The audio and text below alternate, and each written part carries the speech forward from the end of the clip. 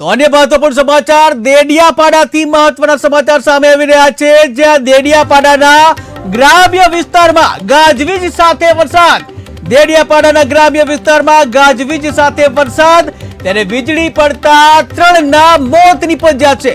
જ્યાં દભાણ ગામે 1 અને કુકરદા ગામે 2ના મોત નીપજ્યા છે, ત્યારે તંત્ર દ્વારા જે કાર્યવાહી હાથ ધરવામાં આવી છે.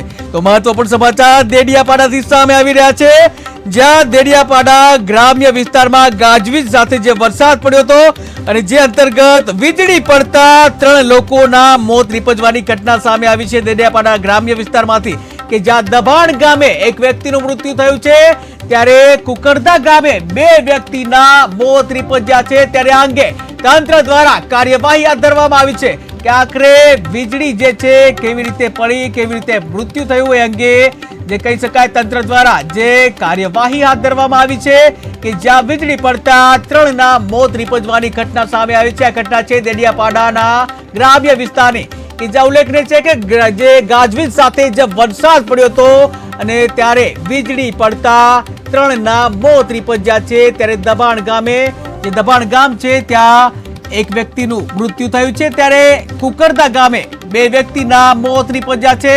જ્યાં અંગે તંત્ર દ્વારા જે કામગીરી હાથ ધરવામાં આવી છે.